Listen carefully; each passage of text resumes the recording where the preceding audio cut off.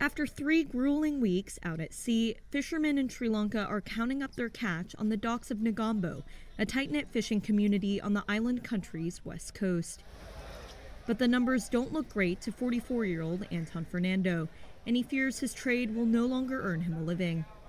Sri Lanka is facing its worst financial crisis since its independence in 1948, and soaring prices are piling the pressure on fishermen, from the cost of fuel for their boats down to food for their families.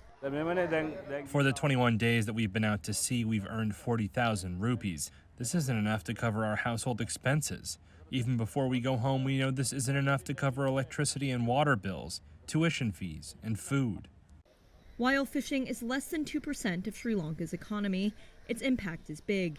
It employs a tenth of Sri Lanka's people and helps feed far more.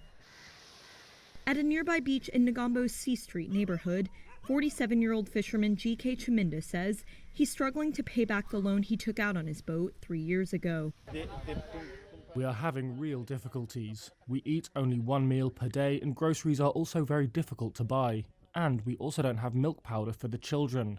We don't have any other basic necessities, so what kind of future can we see? As far as our future is concerned, we feel that we will starve and die. That is the situation. The financial crisis has grounded at least half the area's trawler fleet, according to local officials, who are predicting a life-and-death situation there over the next 3 to 6 months. It's prompted weeks of protests just 25 miles away in the commercial capital of Colombo, where demonstrators have been demanding solutions and the removal of President Gotabaya Rajapaksa.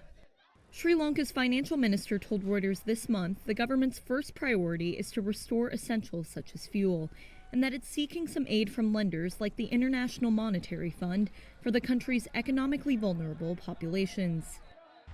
Sri Lanka's fisheries and finance ministries did not immediately respond to requests for comment on specific measures being taken to help the fishing industry.